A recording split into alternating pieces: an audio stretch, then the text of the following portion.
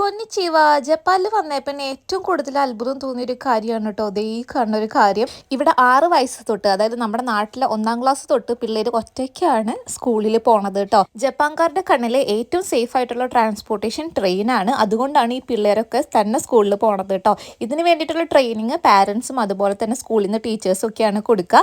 ഞാൻ ഇന്നൊരു 3 മണിക്ക് ജോലിയിൽ നിന്ന് ഇറങ്ങിയിട്ടുണ്ടായിരുന്നു കേട്ടോ. ആ സമയത്ത് എന്താ പറയുക, സ്കൂൾ വണ്ടി പോലെയാണ് ട്രെയിൻ ഉണ്ടായിരുന്നത്. അതിൻ്റെ ഉള്ള അത്രയും പിള്ളേരുണ്ടായിരുന്നു. ഇവിടെ 6 വയസ്സ് മുതൽ കുട്ടികൾ തന്നെ സ്കൂളിൽ പോകാനായിട്ട് തുടങ്ങും. നമ്മുടെ നാട്ടിലാണെന്നുണ്ടെങ്കിൽ ഒറ്റയ്ക്ക് വിട്ടാൽ പിന്നെ ആ കുട്ടീനെ കാണാണ്ടായി, എവിടെയാണെന്ന് അറിയാണ്ടായി, തിരച്ചിലായി അല്ലേ. ഇതൊക്കെ ആലോചിക്കുമ്പോഴാണ് ഫോറിൻ കൺട്രീസിനോട് കുറച്ചുകൂടി ഇഷ്ടം തോന്നുന്നത് കേട്ടോ. അപ്പം നിങ്ങൾ ഈ കണ്ടുകൊണ്ടിരിക്കുന്നത് എൻ്റെ വീടിൻ്റെ അടുത്തുള്ള ഒരു റിവറാണ്. ഇവിടെ ഇഷ്ടം പോലെ വലിയ വലിയ മീനുകളുണ്ട് കേട്ടോ. പക്ഷേ ഇവിടെയുള്ളവരാരും ഇതിനെ പിടിക്കില്ല. ഇവർ റീസൺ പറയണത് ഈ വെള്ളം കൊള്ളില്ല എന്നാണ്. അതുകൊണ്ട് മീനിന് ടേസ്റ്റ് ഉണ്ടാവില്ല എന്ന്. ഇത് പോട്ടായ കാരണം കൊണ്ടാണ് കേട്ടോ ഈ ഇല വീണ് കിടക്കണത്. അല്ലെങ്കിൽ ക്ലിയർ വെള്ളമാണ്.